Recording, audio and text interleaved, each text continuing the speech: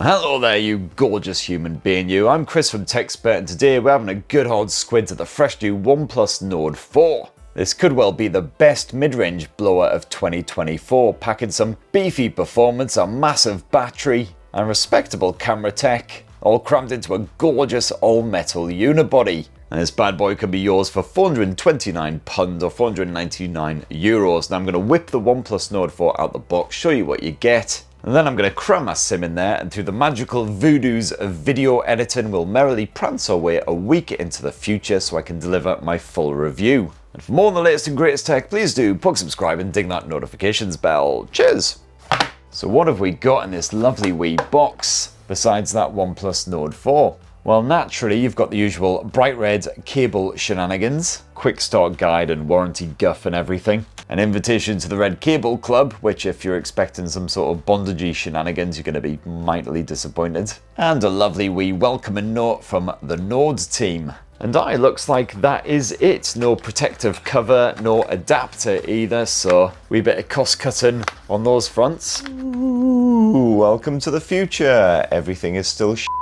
Now, first of all, splash-proof trousers at the ready, because OnePlus has slapped an all-metal unibody on the Nord 4. It's given me massive flashbacks to absolute bangers from back in the day, like the HTC One M8, the LG G5, when phones were phones and men were men, and I had some actual fucking hair still. And as well as being an absolute nostalgia fest, that metal frame is super rugged.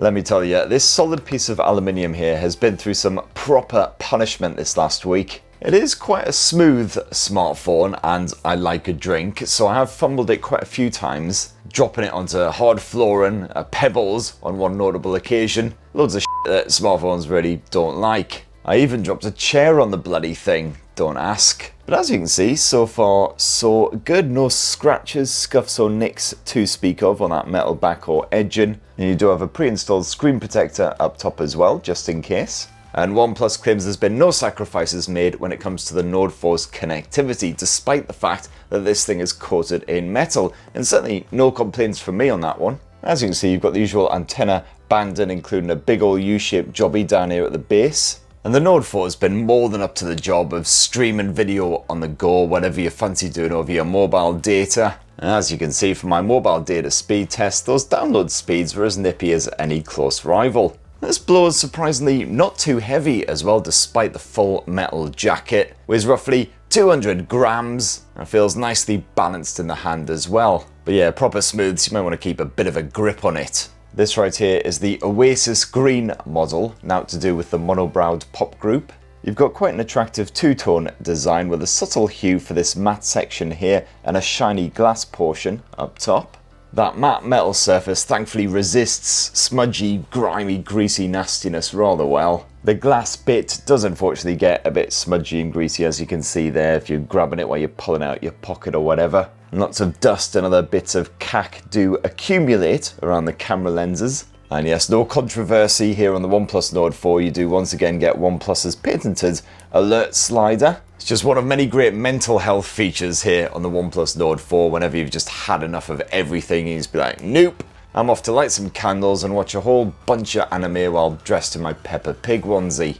You know, whatever you do to relax. As for IP ratings, well, the Nord 4 is IP65 rated, so pretty resistant to dust and sand and pebbles, of course. And it can withstand the heavy spraying as well, but it's not fully water resistant like the Samsung Galaxy A55 or the Pixel 8a, for instance. So I certainly wouldn't take it in a nice hot bubbly bath with me, just in case. So overall, that design is a bit of a cracker. But what about the actual software side of things? Well, of course, it's Android 14 running a good bit of OxygenOS 14 on top of it. And like Samsung, OnePlus has got balls deep when it comes to the software support as well, because you've got 4 guaranteed Android OS updates with the Nord 4 and 6 years of security patching, which is almost as good as the bloody Google promise. So this thing should still be good in 2030 if ChatGPT hasn't gained sentience and made us all its bitch by then. Unfortunately, like quite a few manufacturers, OnePlus does slather a bit of crapware on its phones these days, although it's nowhere near as bad as some alternatives. It's just the usual bollocks really. Booking.bloody.com. How much money do these guys have? They're on like every phone ever. Got AliExpress, Amazon Shopping. Thankfully all of this stuff can be uninstalled. It's just a wee ball ache every time you get a new blower. Facebook, particularly good if you want to be called a woke cuck for not insisting that immigrants be fired out of a massive cannon into the sun. And I have experienced the occasional wee bit of jank this past week with OnePlus Nord 4, but only a couple of occasions of, an app becoming unresponsive, something like that. Fairly tame stuff and nothing you wouldn't expect from a smartphone that hasn't already officially launched. And OnePlus is offering your choice of either 256 or 512 gigs of storage, nice and generous, and this larger model here upgrades the storage to UFS 4.0, so it's proper nippy, innit? Now OnePlus will be adding some AI features to the Nord 4 over time. At the moment you don't get as much as some rivals, there's no AI wallpaper generator etc, but that's no massive loss in my opinion. You can still customize quite a few bits. You've got a proper always on display that you can schedule, including my personal favorite where you can see a family of polar bears, penguins or fish getting slowly wiped out because of human dickery. Hooray! And as usual you can customize the fingerprint animation as well when you use that fingerprint sensor. And since it's been an absolute blinder, no worries there whatsoever. Nice and responsive and quick to act. And you do also have a convenient bit of face unlock for those moments where your fingers might be a bit grubby or moist. And the OnePlus Nord 4 is certainly well designed for any movie lovers out there, with a not insubstantial 6.74-inch AMOLED screen stuck on the front bit. Thankfully it's a 1.5K resolution panel, so perfectly sharp despite being a proper big bugger. I really enjoyed watching animated shenanigans on the default vivid colour mode, which made those visuals joyously vibrant, while the P3 mode is good for more standard film fare. You've also got that same Pro XDR tech as the OnePlus 12 flagship phone, which adjusts the brightness and clarity of your photos when you're checking them out on the Nord's display. You can clearly see this in action if you jump on into the Photos app. You can actually toggle Pro XDR on and off, as you can see there. And that screen is reasonably bright when you max it out, although I found if you've got full on sunshine pelting down on it, you will have to sort of tilt it about a bit, shade it a bit to see what's going on at times. Not quite as full on powerful as some rivals, and also conversely the auto brightness can make it a wee bit bright when you're just sat in your room in the dark just doom scrolling at 3 AM. And the Nord 4 is also highly responsive when moist, fnar. Usually if you're out and it's spattering with rain, your smartphone screen will go a bit nuts when you try using it, but not the case here on the Nord 4. Even when that screen got pretty darn damp, I could still bash out a message, reply to an email or whatever, without typing out strings of gobbledygook and watching my apps go friggin' nuts because the screen was wet. Swiping the screen to scroll through a website, for instance, is a bit more of a chore. It does feel quite treacly. You're like constantly going like this. But still, if you live in a country where the weather sucks harder and with greater frequency than your mum, then job done. And those stereo speakers are reasonably loud and the quality is respectable too for a mid-ranger. No headphone jack here, but no complaints with the Bluetooth smarts. Got solid codec support here, been using a good bit of aptX adaptive to stream to my headphones, so no worries there. And the brains of the operation here is the fresh new Snapdragon 7 Plus Gen 3, an even burlier jacked version of the regular 7 Gen 3 from Qualcomm. And I've certainly been happy enough with the Nord 4's everyday performance. Apparently OnePlus has chucked in some AI smarts to help ensure the phone's not getting bogged down with background tasks and the memory isn't getting clogged with a load of bollocks. And this blow can also quickly reconnect to your mobile networks when you hit one of those annoying black spots. But what about you gamers who love nothing better than to hoist aloft a weighty phallus-like implement and swing it mercilessly into the faces of furry creatures of limited intelligence over and over until there's nothing left of them but monster paste? Well, good news. Genshin Impact runs with a stable and fluid frame rate even when you jack those graphics settings to the uppermost levels, bar the occasional rare little dip. OxygenOS serves up the usual gaming mode type extravaganza, complete with a handy championship mode, which boosts everything to max and keeps your game time distraction free. And with this switched on, my Genshin session was most enjoyable. I battered pretend things to death and wandered about a bit, and even got in a boat and shot some cockwombles with its massive cannon. What are you gonna do, eh? Eh? The Nord 4 did get quite warm quite fast, but it never got too hot to handle Genshin, and nor was it simply too hot to handle.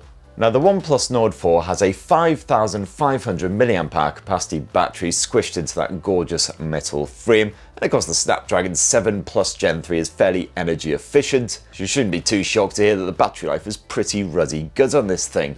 Most days this week I've been staggering out of bed at roughly 6 AM and not face planting my mattress again until about midnight. Thanks, phone manufacturers and your endless frickin' launches. But even when I finally did stagger upstairs and get all tucked up with Teddy, I generally wasn't even in the power saver mode here on the OnePlus Nord, and that's with a good sort of 6 to 7-ish hours of screen on time. In fact, on but one occasion did I even come close to killing the OnePlus Nord 4 before bedtime this past week, and that was with a serious bit of Genshin Impact action. And hey, even if you do completely wipe it out, you need to give it an emergency charge, well, no worries, you've got that Super VOOC fast charging support, 100 watts, so basically bung a cable in it, and even if it's completely wiped, a full charge will only take like half an hour basically. But yeah, no wireless charging on the Nord 4, still a fairly rare feature at this sort of price point. So you want a bit of camera action, do you? Well, slapped on the arse end of the OnePlus Nord 4, you got two of the buggers.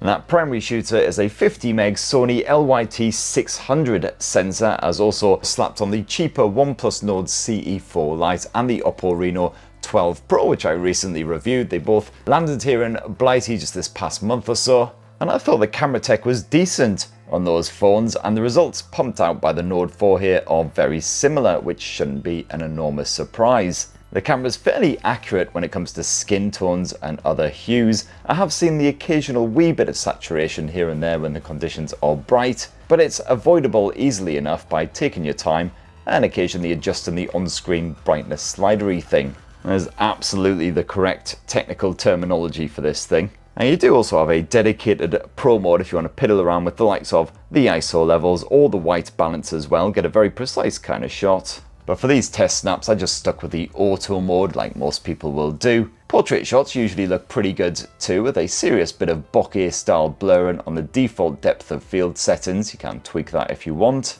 And in Kaka lighting, the OnePlus Nord 4 thankfully doesn't trip up. You'll still get a workable amount of fine detail in there, as long as your subject doesn't bugger about and move just as you poke the shutter button. That secondary lens slapped on the back end of the OnePlus Nord 4 is an 8 megapixel ultra-wide angle shooter, pretty standard stuff. And it's actually pretty good, those tones aren't too twisted, the distortion is limited, not bad at all if you want to fit more into the frame. And if you're into a bit of selfie action, well, you've got a 16 megapixel front-facing camera. And once again, those results are respectable, even strong backlighting doesn't throw it off. Skin tone's still pretty natural, or pretty much non-existent in my case.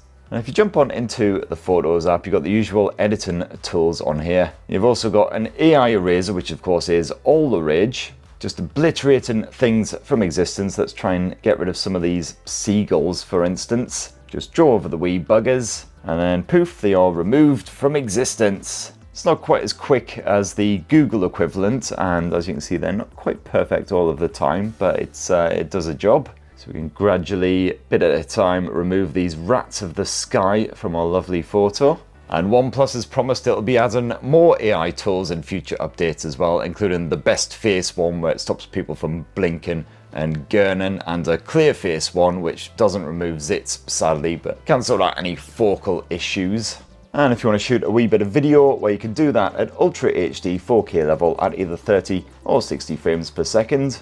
And once again, I liked the results here. Shooting at that Ultra HD level, you still get some respectable image stabilization, so everything's pleasingly smooth when you are walking about the place and recording at the same time. The picture quality, absolutely fine, even in lower light, not too bad. And the audio quality is decent, those mics can pick up voices and other shenanigans from quite a distance. And you get a wee bit of wind feedback when it's a bit blustery, but not too bad. The Nord can temper the worst of it. And there you have it, you marvellous morphos. That in a tasty wee nutshell is what I reckon of the OnePlus Nord 4 after using it as my full-time blower for a week now. And certainly as far as mid-ranges go, it's got basically everything you'd possibly want packed inside of that gorgeous metal frame. Performance is certainly highly competitive for this sort of price point. The battery life was excellent, the camera tech is dependable. The complaints are few and far between, just little things like it would have been nice if it was fully water resistant for a bit of added reassurance like the Galaxy A55, etc. But if you want a phone around that sort of £400 price point that lasts you years and years and bloody years, well, OnePlus Nord 4 will do the job. That's what this follically challenged Northern Knobber reckons. It'd be great to hear your thoughts on the Nord 4 down in the comments below. Please do poke subscribe, ding that notifications bell for more on the latest and greatest tech, and have yourselves a ruddy, wonderful rest of the week. Cheers everyone. Love you.